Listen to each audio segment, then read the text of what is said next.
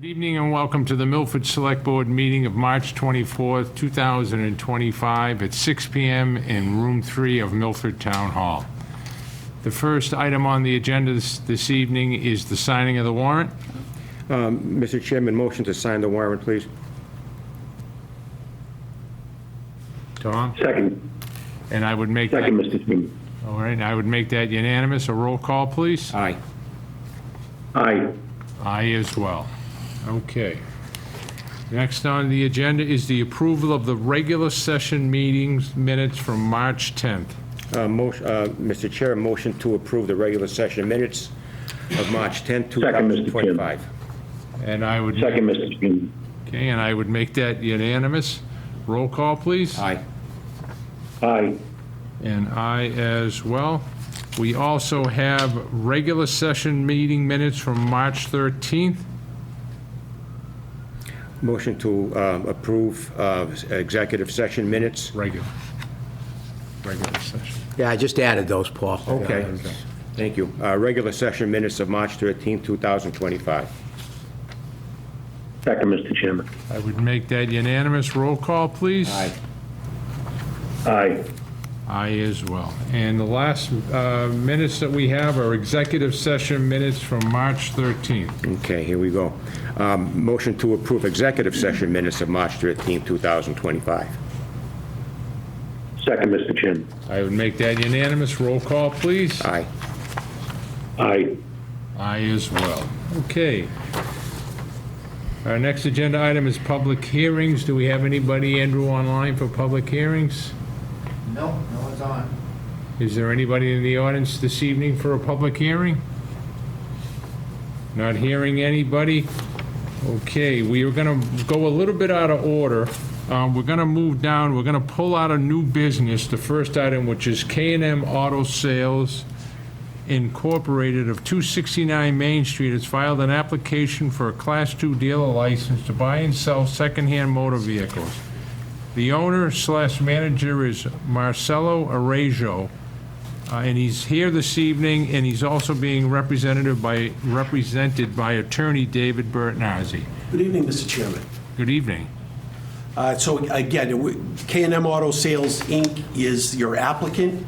With me is Marcelo Arrojo. He is the principal of K&M, and K&M is seeking a Class II motor vehicle dealership, dealer license in connection with a small 6 used vehicle dealership that K&M proposes to conduct on a portion of the property at 269-271 Main Street. K&M controls a small 300 square foot office space on the front left-hand side of the building as you face it from the street, and 6 dedicated display spaces on the exterior of the building for showing the vehicles. For those of you who are familiar with that building, it was built and designed for auto sales and used for that function for many years, is well suited for the proposed operation that K&M intends to use it for. All parking for this business and for all of the other tenants' operations on site, and all of the necessary elements and facilities for the operation of the dealership can be conducted on site. Mr. Arrojo has experience in auto sales and service. While he was in Brazil, he managed a new and used auto sales and service business on a 30-acre site with approximately 6 employees for 5 years or so. Okay. There are auto repair facilities on site, though those are owned and operated by another entity that is not affiliated with either K&M or Mr. Arrojo. But Mr. Arrojo has arranged and intends to use those facilities for any warranty repairs that might be necessary as part of the sales operation. Okay.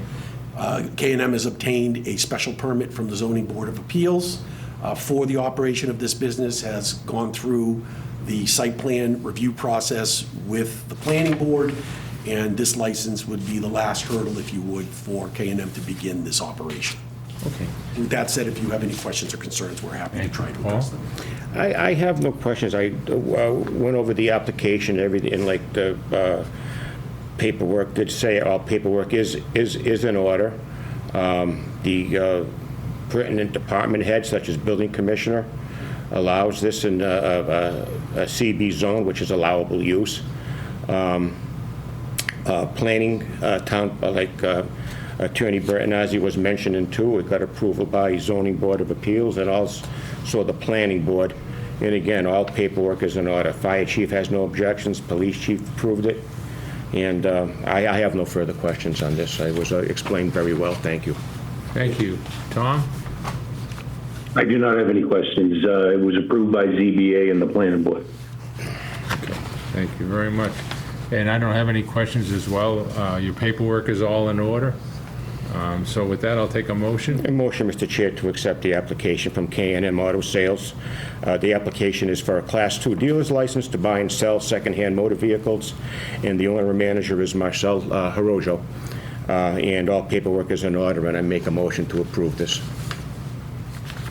Second, Mr. Chairman. And I would make that unanimous. Roll call vote, please. Aye. And I as well. Okay. Thank you so much. Congratulations. Thank you Wish so you the much. best. That's to you. Welcome to Milford. Oh, thank Yeah. you. Thank you. All right, you have a good night. See you now. Take care now. Mr. Chairman, maybe take one more out of order, Kristen, rather than have her Sure. sit there for the next hour and a half. Sure, I don't think absolutely. it's F2. The renewal rates, Okay. open enrollment. Kristen, Sure. is that okay? Yes. All set? Yeah, we'll take you up next. Yeah. Very good. So I'm sorry that Peter Pelosi couldn't be here. He really wanted to represent the IAC, but, the message is still the same.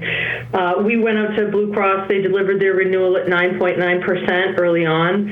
We pushed back on it and had to wait some time for the renewal, which was ultimately 8.5%. We did go to other carriers. Harvard Pilgrim came out at almost 13%, and one of the carriers declined to even bid.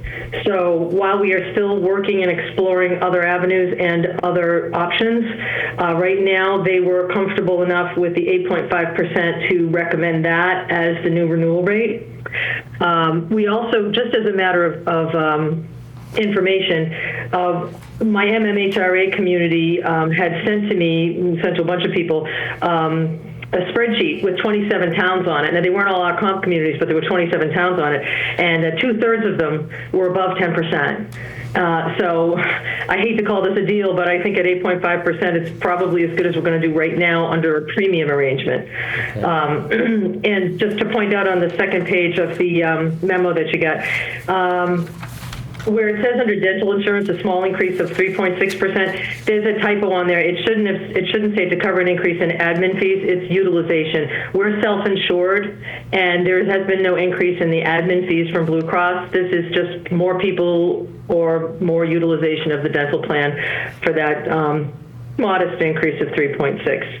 And we have more folks on the Access Blue medical plan than we've had before. We thought we'd only get like 2 people on it. We've got about 34 now with the open enrollment. So those are kind of the bulleted highlights, but none of the other plans have changed. So if you have any questions, I'm happy to answer. Okay. Thank you very much, Kristen. As always, very efficient. Well, Thank you. No, thank you, Kristen. Like I said, to review insurance rates and whatnot is pretty complex, and I can see your committee did take the time to work on this as well as yourself. We are sure that any decision that was made with care and fairness, I'm sure, by your committee. And again, navigating healthcare costs could be very complex, and I thank you for your efforts. Really appreciate it. Thank you. Tom? Yeah, I think once again, they've gone out. You have one vendor that's looking for an increase that's far more significant than this increase that's being proposed. So I just want to thank Kristen and Peter and the others who were involved for their work and actually going out there. You had one vendor that wouldn't even consider a bid. So good job, and the rates are what they ended up being, but at least, less than what they possibly could have been. Indeed. Yeah, if they weren't there. So good job, Kristen. Thank you. And Kristen, you made reference to the comps that you were able to see, and most of the communities are all over 10%, so to come in with your first proposal at 8.5, was remarkable. And Yeah, it's expensive out there. The other lines of insurance didn't change at all, which was nice. The other products that we could buy didn't move, which was good. But I know it's expensive. I'm hoping we can break through and do something really radical and change that. whether you talk the municipality or you're talking the private sector, health insurance costs to the employees is a big issue. And every year it keeps going up. So, we appreciate everything that, you and Peter and whoever else is involved with you, on a yearly basis, trying to keep those costs down for, the town employees. Greatly appreciated. With that, can I have a motion to accept? Yeah, Mr. Chair, a motion to approve the 2025 rates that were voted upon during a recent meeting of the Insurance Board on March 19, 2025.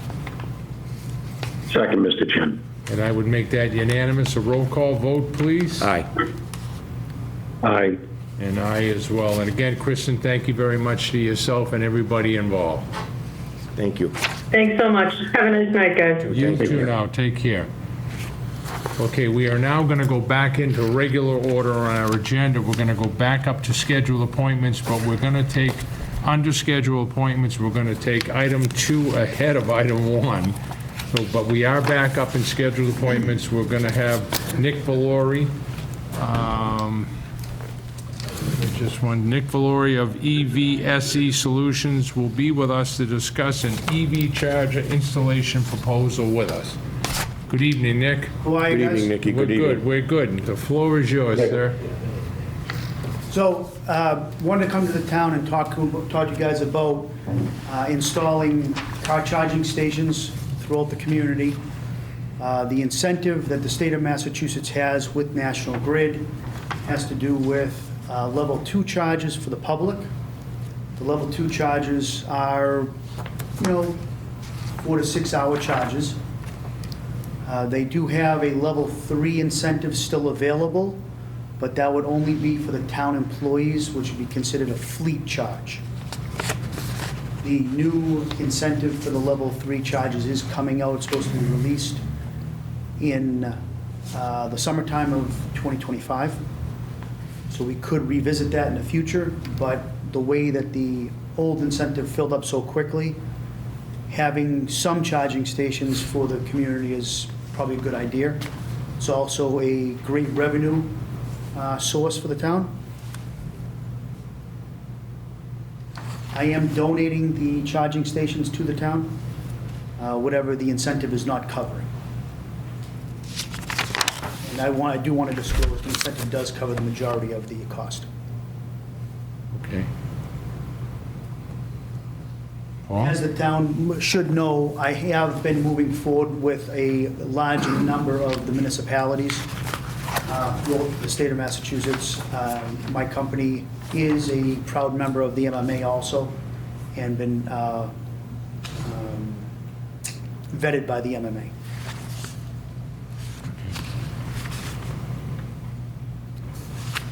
You have any questions, Paul? Yeah, just a couple, Nikki. What would be the initial cost of installation? Zero. Nothing at all? So the National Grid incentive is covering very close to 100%, if not 100% per location. So let's say we wanted them in certain areas of the town that were allowed and whatnot. You just put them in. Put them in, the town will own and operate themselves. The town will receive 100% of the revenue. Obviously, you'll have the expenses also, which will be the cost of the utility. They are warranted for 3 years. So how would we be getting any of the revenue? How would that work? So I'm an EV driver, so I would come to the charging station, plug my car in, flash a credit card, and then as it's charging, just like a regular electrical bill, at your house. It adds on to your, it's like filling your gas tank up at normal. Okay, so any above and beyond what it would cost us for the electricity would be ours? Yes, so with the package that I sent you, and I also have a few packages here that I'll leave with you, I normally recommend for the level 2 charges to charge 40 cents a kilowatt hour, whereas the level 3 charges, I recommend about 50 cents. Target in Milford has level 3 chargers, and they have a scale ranging from, I think, 55 cents up to 70 cents, depending upon the time of day.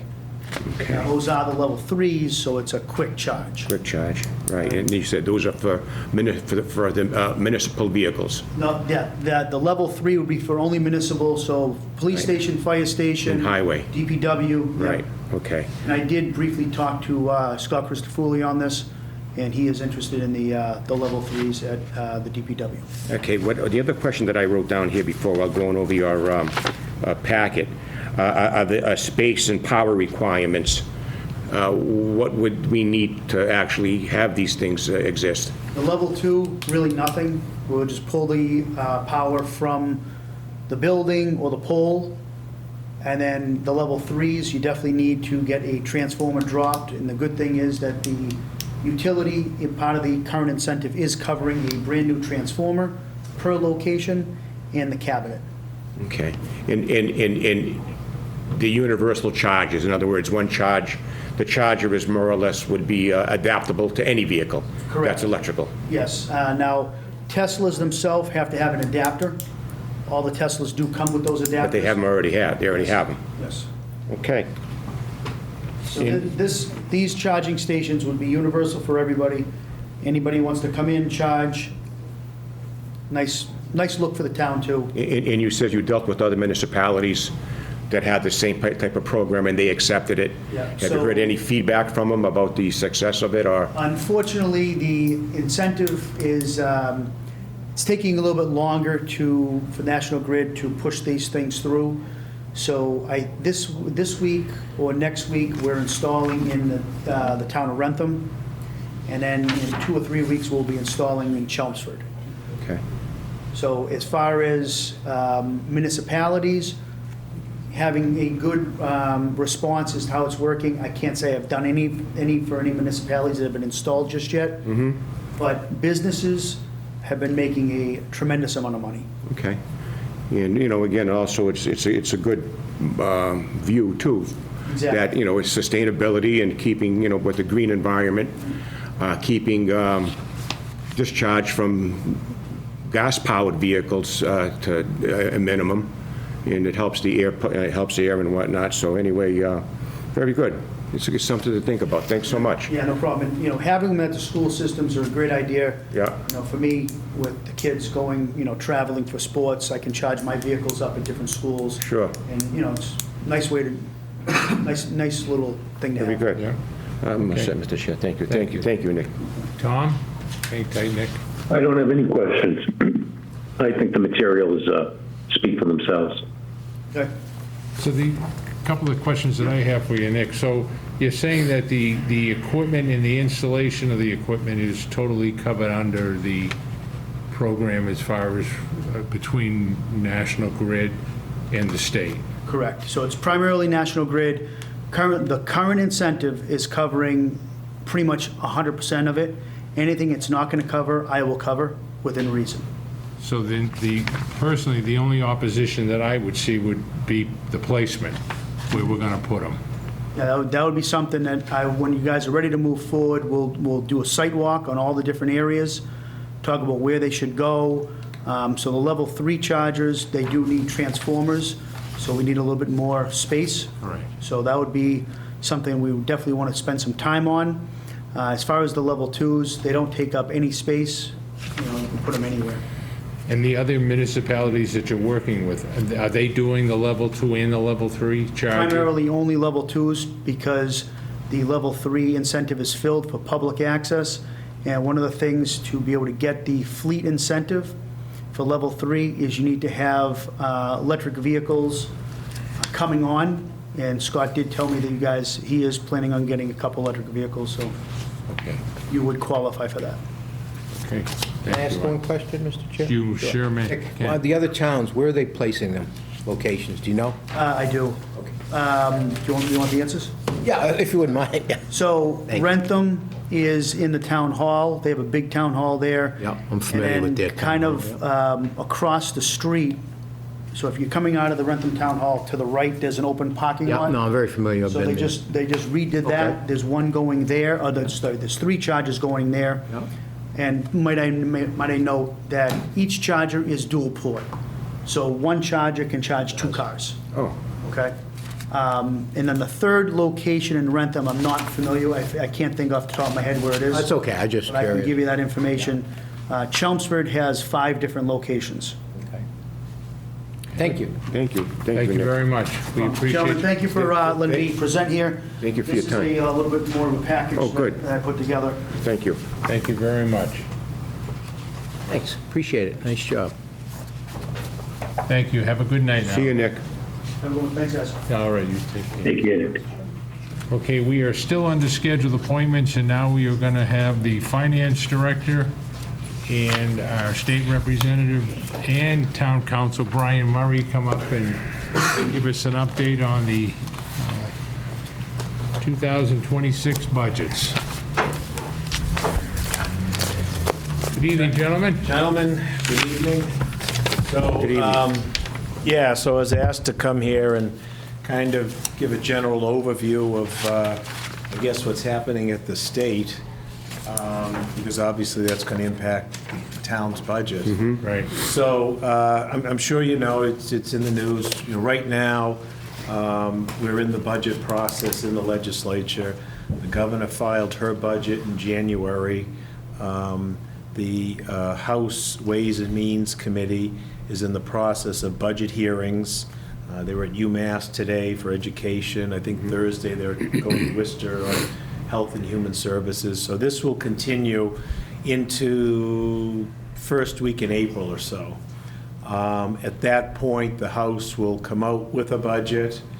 We'll have an opportunity to file amendments to that budget, and then the House does our budget in the last week of April, usually a 3-4 day process. From that point, the budget then moves on to the Senate, and the Senate tackles it essentially in May. And they don't have any budget hearings. They just rely upon the budget hearings that occurred with the Ways and Means Committee. Senate has their budget, hopefully by the end of May. There's reconciliation through June. The House and the Senate get together to hopefully agree upon a budget, get submitted to the governor, and the idea is that the governor signs it, so we have a budget by the end of June, which doesn't usually happen, and lots of times it goes into July and August. You know, for the most part, right now, it's business as usual, in the sense that the governor came forward with her estimations and recommendations and projections.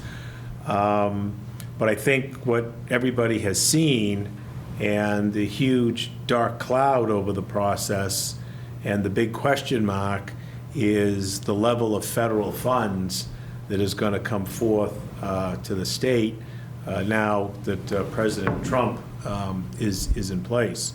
So by rough numbers, the state budget is approximately $60 billion, and that includes a foundation of roughly $16 billion from the federal government. There's been no definitive answer at this point as to what's going to happen with that federal money. I think as you've seen in the news, there's been pullbacks on the federal money. Just a couple of weeks ago, the federal government stopped in midstream $12 million grant to schools to allow them to purchase food and local farms for the school food program. So that just terminated right mid-year. It's $12 million. The state's not going to backfill that. So the schools, the students, and the farmers lose out on that. So the big danger is if we don't get any federal money. And it's going to be a real challenge. Sure. Well, let me backtrack. The state would be unable to backfill that $16 billion. How do you do it? And at that point, it'll be a scramble. And I've talked to people on the school committee, and I don't know that you could even estimate that it's a dollar for dollar reduction in your local aid. Do you know what I mean? So Yeah. you might figure, oh, it's 25% of the budget, we'll get 25%. Maybe, because number one, I don't think anyone's ever encountered this kind of a situation before. I don't ever remember it happening in all of my years. It's happening in real time. There's no playbook to go by. And quite frankly, there's a lot of chaos in Washington. Messages change every day. So the feeling at the state level is to go forward with the best information we have at a particular time and build a responsible budget. Revenues otherwise are generally unremarkable. I think 3 to 4%. It's not, an overabundance, but it's certainly not a bad budget cycle. It's kind of an average general cycle. But again, I think the big cloud of uncertainty is what's going to happen with those federal dollars, and that, of course, will permeate throughout the entire budget. I think you've seen at the federal level that I think it's the Congressional Committee on Energy and Commerce. They've been told to come up with a savings cuts of $880 billion over 10 years. And I think 90% of their budget is Medicaid. And I don't know that people realize that Medicaid is the primary payer for folks in nursing homes.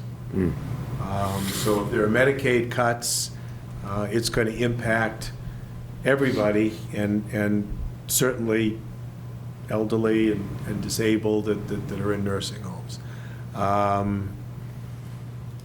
So there could be a triage type thing. If there's less federal money, we may have to allocate more to Mass Health, which is the administering arm of Medicaid in Massachusetts. There may be a percentage to local aid. We just don't know at this point. And we're, again, proceeding on the information that we have at a particular time, hopeful that, the $16 billion that came in, federal money, will continue to come in, and we can build a responsible budget, but also try to remain nimble and pivot if we have to, if there's some changes. Now, kind of overlaying on that, and kind of a separate but related discussion, is the precipitous increase in healthcare. So CHIA, which is the Center for Health Information and Analysis, and they chart the growth of all healthcare costs, blanket healthcare costs in the state on a yearly basis. And just this past year, healthcare costs increased dramatically, close to 9%, 8.6%. Previous benchmark was about 3.6%. So that's another stressor that cities and towns have, as well as the state, in terms of health care and health insurance. That's another factor. So, I guess the lesson to be taken out of this is we need to proceed with caution, conservatively, and think about different contingencies and stay abreast with what's happening moment notice as it changes moment to moment in Washington. So that's kind of a general overview, really, of what we're seeing in Boston and where we're at with things, and how those ramifications could have real effects on what we do here in the town of Milford. Just want to ask Brian a question, too. Excuse me, Brian, you were mentioning, too, how right now with the $60 billion budget, is, right today as we speak, is business as usual. You're going to be more or less making a budget or, expenses and whatnot based on that $60 billion. And then the Senate is meeting at the end of May to, During the month of May. yeah, to solidify everything. Well, they do their budget. Right. So do you think there'd be an answer or some sort of a guide from then until the Senate meets? One would certainly hope. Yeah. We certainly hope, but this administration is just so chaotic. Right. And things change at a whim. I mean, who knows? So we could more or less be planning our budget for the town of Milford like we are going to do tonight and go to town meeting in May and then maybe have to make some cuts after that. Absolutely. Wow. Well, I was just gonna say, like, to pivot off of that, like, the biggest difficulty here is exactly what you just identified. We could be moving forward, say even governor's budget stays through May, like you said. Right. We're going to town meeting in May. Right. So say the process Brian described changes in June, That's what I mean, yeah. gotta be prepared to We've got to be pivot, prepared to go back to the drawing board. Potentially, yes. Wow. Well, that's a valid point. And Brian, you talk about the process that you're using or performing at the state level. And this evening, we have Right. our first draft copy of it as well. And, to Paul's point, or to everybody's point, and now, we vote to approve our budget that we take to the Maytown meeting, and the Senate, is now working on their end of the budget in the month of May, and you said, if I heard you right, Brian, that in June, it kind of gets, everybody re-examines it, and the final number, we could approve a budget in May that could really be affected by the end of June. Right, so the town budget, it's really kind of a microcosm of the state. Right. That's predicated on a certain degree of state aid. And if the federal aid to the state is drastically reduced, I think it's fair to say that the state aid from the state to the town would be affected as well. Right. Right. I'm sorry, Tom? No, I think as Brian Murray's indicating, there's a number of unknowns, and I think we have to keep in mind as well that the federal fiscal budget, the fiscal year of feds, is different than the fiscal year of the state and local here in Massachusetts. So there's still going to be unknowns even after we get into the budget, I would assume, Brian. Well, I mean, like what happened, and I said the $12 million for the food, the nutrition at the schools, that was pulled mid-year. There was a second part of a grant, and the federal government just said they're not going to fund the rest of it. And because it's so chaotic down in Washington, I don't know if they've had I don't know the last time they've had a regular budget. They just do these things, these continuing orders. That's true.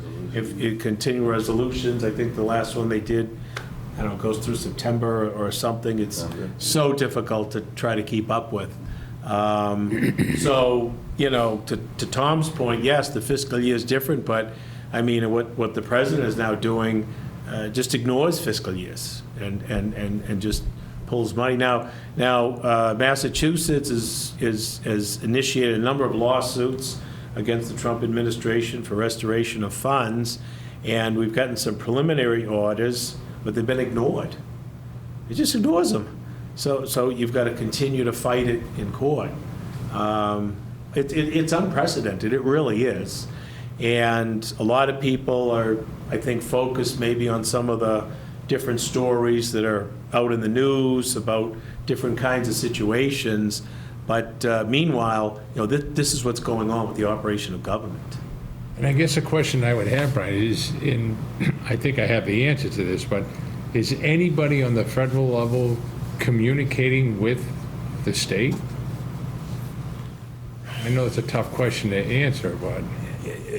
Yeah, from the information, the sense that I got is it's sporadic, and it comes through various departments. but it's very terse messaging. I think if you go on a lot of the federal websites, Department of Education, for example, they've taken down a lot of their notices. Their administration is looking to terminate these agencies. And of course, Department of Ed administers Head Start money. A lot of the special education funding and oversight is all administered through the Department of Ed. So, I mean, again, this is all new territory. Yeah. It really is, and it's happening, in live time. And that's why there's kind of this cloud of uncertainty, as to the whole budget process. So I wanted to make sure I communicated that to you clearly so that people at least have that awareness and we can move forward kind of thinking about different potentials that, that may have to be addressed. Sure. Well, thank you very much. Thank you, Not that Brian. it's good news, but But you very, thank you very, very for well presenting it explained. Thank to you. us. Yeah, so that's, Thank you. so I didn't know if Zach wanted to. Yeah, I definitely Yes. like He's got a to. lot of stuff Zach, go going on. ahead. Yeah, so with that said, we've met with Rick and chairman of the FinCom, we set goals and objectives, and then to now is a little bit of a different story. You've also had departments in pitching different employment and operational changes, and probably great to do, but in these uncertainty times, we've kind of gone back to the drawing board. So I'd say about a month ago, our budget was looking a little unhealthy, I would say, at about 2 million over of what we projected. And in light of everything that Brian's saying, it was unacceptable. It would not be wise to move forward in that situation. So we've been doing a lot of meetings with various departments, and you have now presented in front of you a much more lenient, responsible budget. We're still over about $500,000, and if I may, I'd like to explain how we got to that situation. You heard Kristen talk earlier about the health insurance renewal at 8.5%. And kind of interesting, Brian just told you the benchmark's of 8.6, right? So we're kind of right there. And then Right you there. mentioned last year was 3.6, and that's kind of what our renewal was. So coincidence, interesting, minimally, yes. We're at 8.6 now. You heard that the state or a lot of the other communities are above 10 at 11, 12, 13. So on the face of it, it looks great. Cool, we got an 8.5. But that's our second biggest budget. Our largest budget, any community's largest budget, is the educational budget, quickly followed by health insurance. So you're going up almost 10% on health insurance. That's a huge amount. Right? So that's what I'm calling our quote-unquote budget buster this year is health insurance. Now, not only an 8.6% increase, but in this current year budget we're in right now, we're actually about $500,000 short. So I don't have an article, I'm not looking for it, because a few years ago we readopted the OPEB trust, which allows us to have that as an actual working operational trust. So to pick up the shortfall of the current year, Chris Pill is the custodian. I got his permission. We signed off to charge 2 months worth of retiree health insurance to that fund rather than go appropriate and tax more.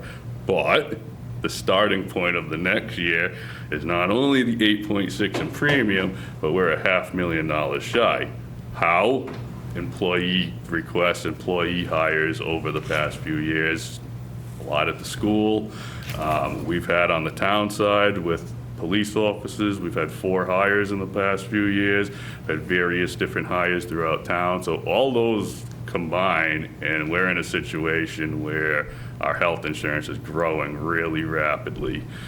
So I think we all need to do a pump the brakes moment here. And I think you're going to see that in this version of the budget. Where we've had, Rick, about 12 plus requests for employees, and we've just been kind of holding the line saying no.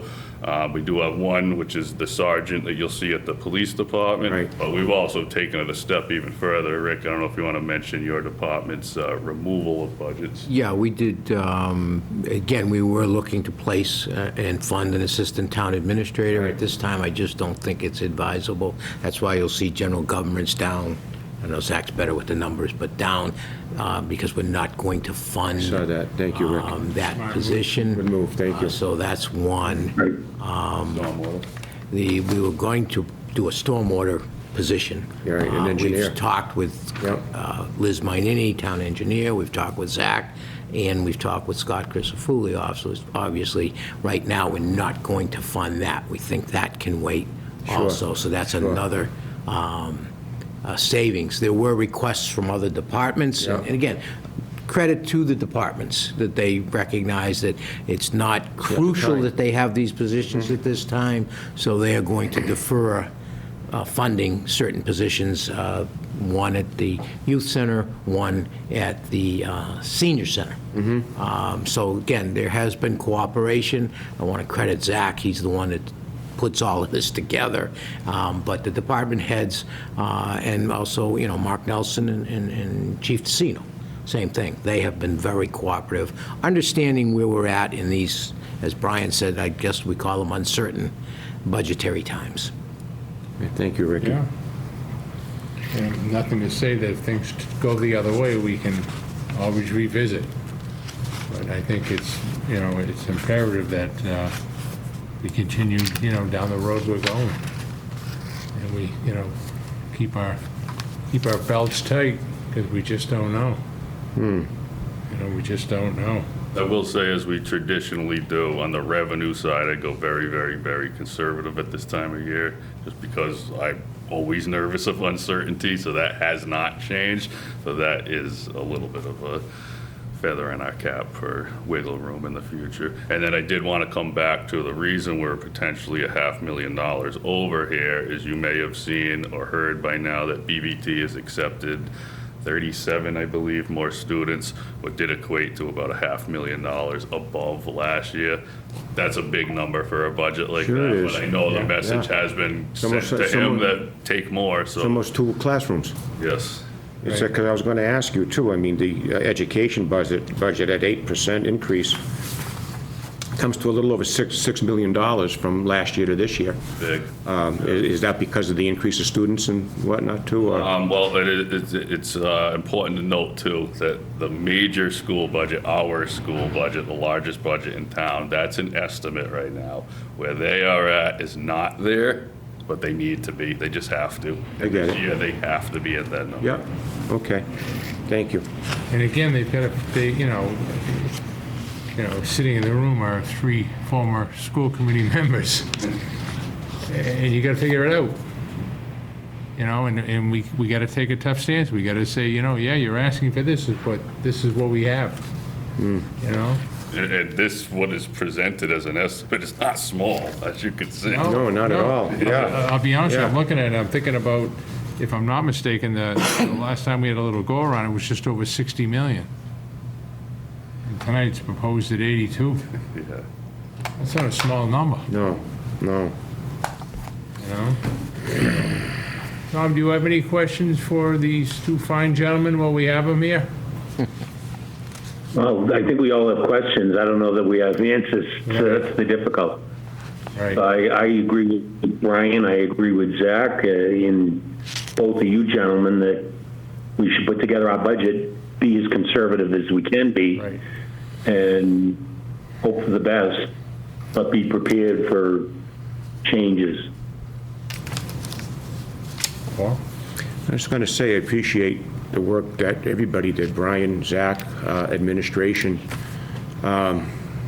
It's very, it's a complex thing to come up with a municipal budget, let alone in these times, where you have to more or less go with what you need as opposed to what you want, in getting that message across to the department heads, and thank to them, too, that they understand, like you said.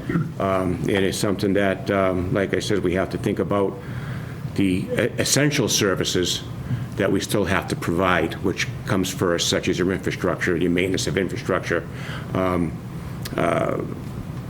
education, health, sanitation, and whatnot, that's going to improve the, or at least the well-being and of the general public, so without them having to go without these necessities. And I appreciate the work you're doing, and I'm sure, it's a lot of time, a lot of commitment, and we see that as a select board, too, and I'm sure the general public sees it, too. And I just want to thank you for that. Thank you. And, you know, Brian, I'll start with you, and I want people to appreciate that, you know, not only you going to be in there, you know, working, trying to figure out if, in fact, you know, the 16, let's just use the worst-case scenario, the $16 billion cut does come, you know, dealing, you know, as a state rep, dealing with that issue, but also, you know, the fighting every year you do to get funds to come back to the Milford community, the Milford Youth Center, and all the different things that you're able to, you know, to bring back to this community, all those things that, you know, are going to be affected and how they're going to affect this community. So you know, from your seat as a state rep, I want people to understand, you know, what you're going through on a daily basis is, you know, let's just say everything was status quo when we were going into the budget season, you would be saying, okay, this year I'm going to go back in for the youth center, I'm going back in for this, and right now, the way things are, you're going to plan for those kind of things, but, you know, you just don't know. You know, but yet you're still, you know, you're still in there, you're still in the fight, I guess is the way to put it. It sure is. It's an awful way to put it, but, It's all right. He does a good job for us, you know, that's for sure. and Zach and Rick and all the department heads, thank you. I know it's going to be difficult, and, you know, we've talked earlier, there are department heads that had started conversations with us and what they were looking for, and they've already started, you know, pulling back, you know, trying to get ourselves ready. So, again, I thank everybody involved, and, you know, to Brian's point, and, you know, from the town, let's just keep walking forward, business as usual, and hope for the best, you know?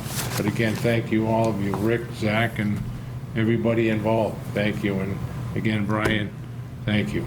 Thank you, Mr. Chairman. And again, obviously, any updated new information I get, I'm right here, pass it on, and, you know, we'll just operate with the best information that we have at a given time. Sure. Thank you. Much appreciated. Thank you very much. Thank you. Have a good Okay, night. thank you. Thank you again. Have a great night. You too.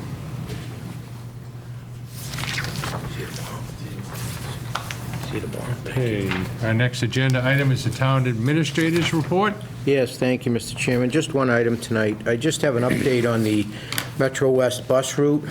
We've been informed that they have finalized a launch date for a new route, which will be called the 495 Connector. The launch date is Tuesday, May 27th. This will be a commuter shuttle during peak commute hours and then turn to a fixed route during the midday. During the commute hours, the route will travel from the South Acton MBTA station, travel to the Southborough station, making stops in Hudson, in Marlborough, and then travel through Hopkinton to Milford, stopping at the Milford Crossing, and making its last stop at the Franklin 495 commuter rail station, and then doing the reverse. The route will utilize Route 85 for most of this trip. This will allow passengers connections to 3 different commuter rail lines and connections to 7 different communities. They will be sending us flyers and promotional information for distribution. I'm also informed that they're going to be installing a solar bus stop sign at the Milford Crossing, so I think this is good news for the town and other towns along the route. And that's all I have tonight, Mr. Chairman. Thank you, Rick. No, thank you, Rick. Tom? Thank you, Rick. No questions. And Rick, if I could just jump onto your report a little Absolutely. bit about the bus, only because I was involved in a meeting that was at the senior center. And there is going to be publicity on this for the general public, but they've also obtained a grant that's going to enhance not only their bus routes, it's going to be a program called Catch, Connect, and Dial-A-Ride, which is going to be a really great ad, because Dial-A-Ride is going to kind of be their version of Uber. It's not an Uber program, but that's the best way that I can describe it to you. But Catch Connect is going to be an enhancement to the current system that's running right now. And I know, you know, once everybody hears that, there's going to be a lot of questions, and they are coming back into the community, and they're willing to do whatever is necessary to get the word out to the general public in the community. So, you know, again, to jump on to the town administrator's report about the bus, the new bus route. We've also, through a grant, going to be able to enhance that even more with two new programs called Catch, Connect, and Dial-A-Ride. So please, stay posted because, as I said, I was in the meeting, and it's definitely a major plus, for the community of Milford. Thank you, Mike. Thanks, Mike. Thank you very much, Rick. Perfect. Thank you. as always. Okay, next agenda item is old business. Does anybody have any old business? Paul? No, Mr. Chairman. No, Mr. Chair. And I do not as well. Okay, next agenda item is new business, and under new business, we've already taken care of item 1, which is K&M Auto Sales, and item 2, which is a Human Resources Director's Report on Insurance Renewals. So the first 2 items under new business, we've already addressed earlier in our meeting. So our next item under new business is seasonal license renewals. This evening, we have 2. We have the Maspinock Rod and Gun Club located at 1 McGill Lane, and Sons of Italy Dramatic and Sportsman's Club located at 55 Depot Street. And Paul, can I have a motion? Sure, Mr. Chairman. Motion to approve the seasonal license renewals for 2025 for Maspinock Rod and Gun Club and also the Sons of Italy Dramatic and Sportsman's Club on Depot Street. Second, Mr. Chairman. And I would make that unanimous. Okay, next we have Town Administrator nomination of the Inspector of Animals. Yes, every year, the board must vote to nominate the Inspector of Animals. It has been Keith Haynes, who is our current Animal Control Officer, so I'd be looking for a vote to appoint him as the Inspector of Animals. Sure. Motion, Mr. Chair, to reappoint Kay Haynes as Inspector of Animals for the Town of Milford. Second, Mr. Chairman. And I would make that unanimous. Roll call, please. Aye. Aye. And I as well. Okay, next we have a very generous gift from a gentleman in the community by the name of Joseph Graziano. He has donated to the Milford Police Department a gift in the amount of $5,000. And this donation is to be used for money for purchase of mental health intervention and/or further support of the Milford Police Department's efforts in this area. And again, it's a very generous donation of $5,000, and it's also, a big thank you, because a lot of people don't realize that a lot of the calls that the Milford Police Department is handling on a daily basis involve some kind of a mental health crisis.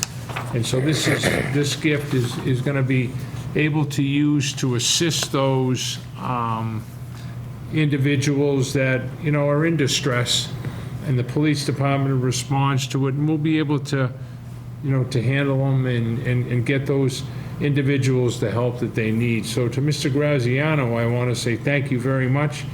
That was a very generous gift and a very thoughtful gift. Paul? Yeah, I agree, Mr. Chairman, and I thank Mr. Graziano as well. And like you said about mental health, a lot of people don't realize how prevalent it is, and how every family needs that help that they could get above and beyond a family member. And it came at a very intricate time, especially now where funds are low, like we just heard from our finance director and our state representative, and $5,000 is a very generous gift, and it couldn't have come at a better time, and I really appreciate it. Thank you. Tom? I just echo what each of my colleagues said, particularly the fact that clearly a number of the calls to service that the police are involved in, and I think Mr. Graziano recognized that. So I just want to be involved in mental health issues as well as substance issues. So I just want to thank him as well for his personal recognition and his willingness to help others. I mean, that's a significant sum of money for someone to take out of their own personal, funds. And I just want to say thank you it'll go a long way to help others. Thank you, Tom. And again, Rick will make sure we get a nice letter Yes. out to Yep. Mr. Graziano. And again, thank you very, very much. Very thoughtful, and thank you for considering the Milford Police Department. Okay, next we have a resignation from the Milford Zoning Board of Appeals. Dear David Consigli, effective immediately, it is with regret for me to inform you that I am stepping down from my position on the Milford Zoning Board of Appeals. Sincerely, John Dagnes. I personally would like to thank Mr. Dagnes for his years of service. Serving on the Board of Appeals sometimes is quite a task. I think that's how I'll put it. Mr. Dagnes, thank you very much for your years of service. We greatly appreciate it. And with that, Paul, I'll turn it over to you. Just like you said, Michael, John was a fantastic member, a long-time member. He had the knowledge and experience, but he also had the compassion as well, especially on a board that you said that could be a little difficult to be on, because the decisions that you have to make that could affect, our residents and the applicants who do apply for various variances there. Anyway, I really appreciate John. We hate to see him go. It's with regret that we will accept his resignation, but we are grateful for the years he served, and we're grateful for all he has done for us, too. Thank you, John. Tom? Yeah, I'd just like to extend my thanks and gratitude on behalf of the community. That board is very busy, and they make, to say the least, complex decisions to the benefit, not only the applicants, but the benefit of the overall community. So I just want to thank John for his service, and I'm quite sure he'll still be available as, that wealth of knowledge that someone else can tap into. So, but this board, I believe, should send to him thanks on behalf of the entire community. Rick, you'll take care of Yeah, that? we always do, yeah. Okay, and with that, can I have a motion, A please? motion to accept his resignation with regret. Second, Mr. Chairman. I would make that unanimous. A roll call, please? Aye. Aye. And I as well. Okay. And now, next we have a letter from the chairman of the zoning board, Dave Consigli, looking to fill that slot. Dear Select Board members, as you may be aware, one of our full-time members of the Milford Zoning Board, John Dagnes, has resigned after many years of serving on the board. The loss of John, with his knowledge and compassion, will be missed on the ZBA, and we wish him nothing but the best in his retirement. We continue to have many important decisions that are coming in front of the zoning board, and I feel it is imperative we appoint a new full-time member as soon as we possibly can. We have had 3 alternatives that have been on the board now for a number of years. All are key members of the board, and all are very knowledgeable and could easily step right into and fill that vacant position. But they have recommended Robert Capizzulo as the #1 candidate to fill the slot that has been created by the resignation that we just talked about earlier. If I could offer a recommendation, I would recommend Robert Capizzulo to fill the full-time vacancy position. Robert has been on the board for many years now. He has demonstrated solid knowledge of the ZBA process, attendance at most all meetings as an alternate associate, and has a good understanding of the zoning bylaws, and treats all applicants and the public with respect, dignity, and compassion. Robert has worked hard to always be prepared for each meeting and has earned his way to a full-time appointment. I appreciate the opportunity to provide to the board this recommendation. David Consigli, Chairman of the Milford Zoning Board. With that, Paul? Yeah, we do, like you were mentioning too in the letter too, that David mentioned, 3 very strong candidates. All 3 are very active members. They were alternate members, but they all know quite a bit about zoning and what it entails. It's a difficult decision, but like I said, respecting the recommendation of the chair and the reasons why he recommended do align with the board's goals and values in the best interest of the committee. So therefore, I would make a motion to appoint, as the chairman consigliere would recommend, Robert Capizzello for the next member. Would second that, Mr. Chairman. And I would make that unanimous. And a roll call vote, please? Aye. Aye. And I as well. Okay. Next, we have the Milford Planning Board request petition for the acceptance of Walter Circle. We have a letter here from Kevin Lobiser of Lobiser and Ferreira Construction. Dear members of the Milford Planning Board and the Milford Select Board, on behalf of Lobiser and Ferreira Construction Corp., I am writing to formally to petition for the acceptance of Walter Circle. Attached is the copy of the set of the plans and the legal description. And that is, we will also drop off copies in person. Thank you for your attention to this matter. Sincerely, Kevin Lobiser of Lobiser and Ferreira Construction. Paul? Yes, Mr. Chair, I do make a motion then to remand the petition to the planning board for public hearing for this particular request to be included on the May 19th, 2025 annual town meeting warrant. Second, Mr. Chairman. And I would make that unanimous. A roll call vote, please. Aye. Aye, Mr. Chairman. And I as well. Okay, next I'm going to take two items together, 9 and 10, which is a reappointment and an appointment to the Milford Cultural Council. And I just want to explain, if I could back up just a second, we voted on the recommendation from David Consigli for Robert Capizzulo to the zoning board, and now we have a recommendation coming from the chairman of the Milford Cultural Council. And if you remember, maybe a year or two ago, the select board,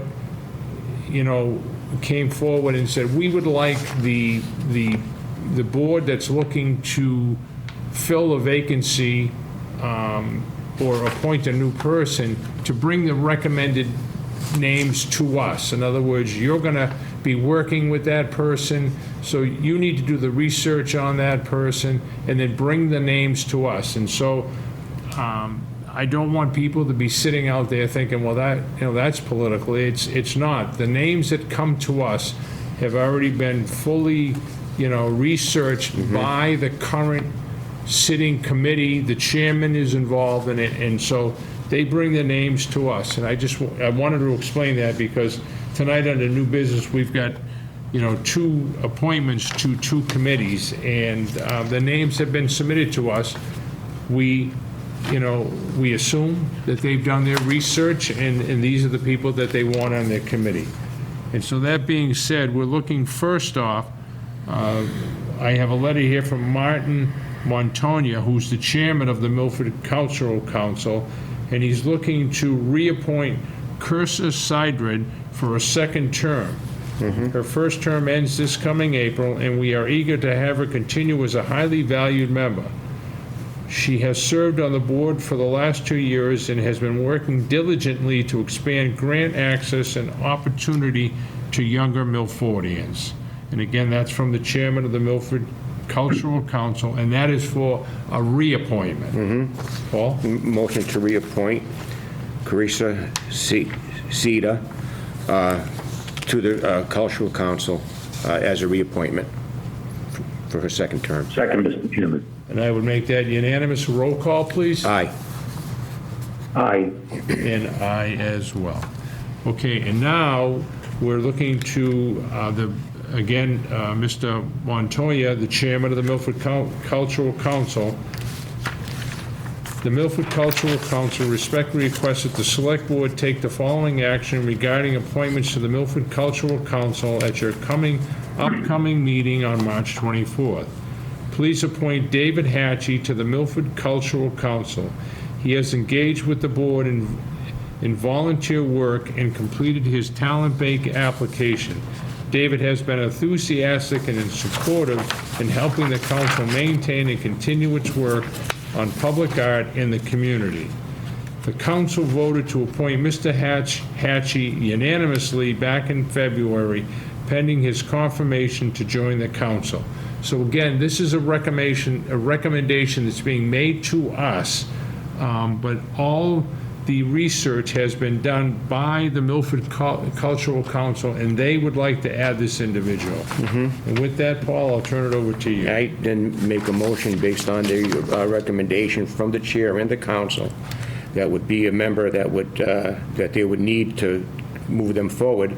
Then I vote to, I make a motion to appoint David Hatchie to the Cultural Council. I would second that, Mr. Chairman. And I would make that unanimous with a roll call vote, please. Aye. And I as well. Okay, that is everything under new business, and again, I apologize, we kind of went out of sequence a little to try and help some people get in before the board and get home. Next, our agenda item is invitation to speak. Is there anybody in the audience, invitation to speak? Not seeing anybody. Andrew, anybody online? Online. Okay. And next agenda item is correspondence. Before I turn it to the members, I do have two. I have one from our retirement board, from Kelly Capisi, who is our retirement administrator. Supplemental cost of living and adjustment. Members of the Select Board, in accordance with Massachusetts General Law C-32-103, the statutes that apply to cost of living adjustments for town retirees and beneficiaries, you are hereby notified that the Milford Retirement Board will meet on April 15th at 1 p.m. to vote on whether to authorize a cost of living adjustment effective July 1st, 2025 to those town retirees or beneficiaries who were receiving a retirement allowance as of June 30th, 2024. The statute allows for the retirement board to grant a cost of living adjustment up to 3%. And again, that is from Kelly Capisi, who is our retirement administrator for the town of Milford. Paul, any questions? No. Okay. All set. Tom, Thank you. any questions on that? No questions, no. Okay. Thank you, Mr. Chairman. You're welcome. And the other correspondence we have is from the Water Department General Manager, Dave Condry, and it's basically a public notice. I just want to find your notes on that, Rick. Yeah, this has been a notice, I can help if you'd like. Sure. Been a notice that went out, I believe, this past Monday. We have contaminant, it's PFAS, the name itself is just too difficult to pronounce, but basically it's a contaminant, and it's in our Godfrey Brook water well right now. That facility has been taken offline.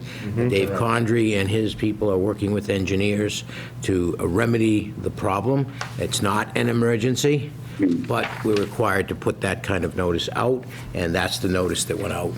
I believe it went out Monday, last week, I'm sorry. Or Friday of this week, but past week, I'm sorry. So it's already, I think you should have received it, or you will be receiving it, but this is notice to the board, should you get any questions. Sure. And how are they planning on getting it out to the public, Rick? They do a mailing, they do it on the website, it's going to get out there. Yeah, they're Okay. required All to, right. yeah. Okay. Yep. All right. So again, that's the correspondence that I If you have. have questions, they can call also. Okay. Yeah.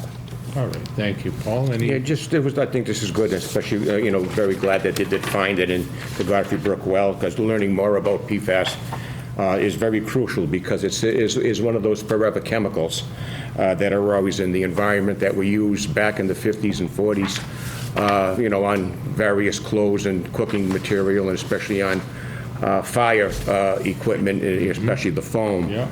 And it's something that they found that could be hazardous to the health.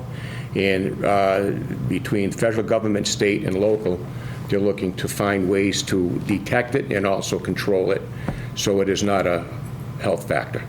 And I appreciate this being done by the Milford Water Company, Milford Water Department. Right. it's just an example of being, proactive instead of reactive.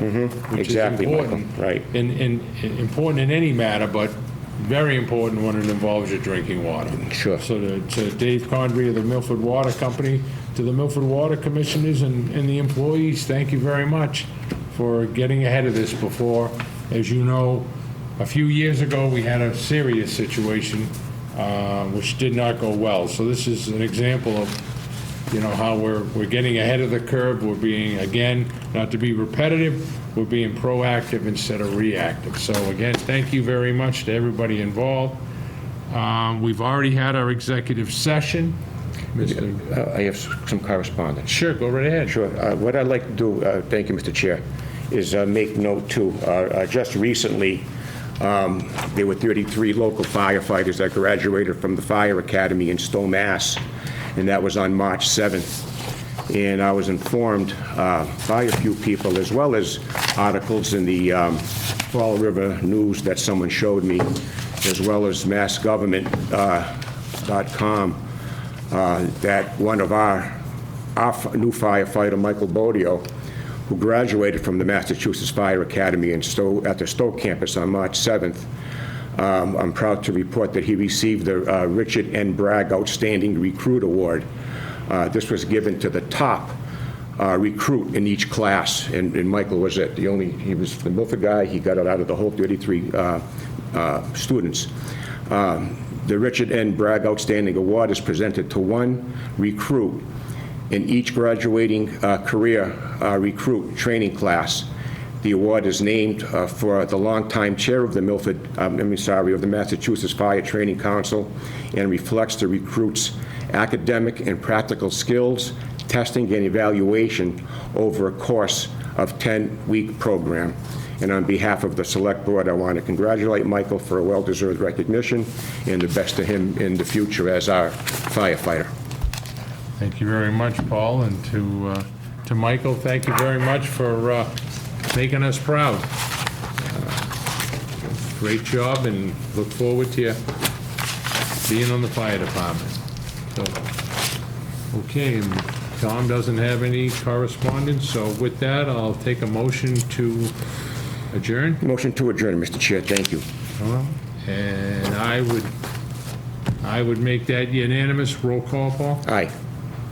Aye, and aye as well. And with that, I want to say thank you to everybody for watching. Again, we apologize if you had a copy of the agenda or you were following the agenda online and we kind of went out of order a little bit on you.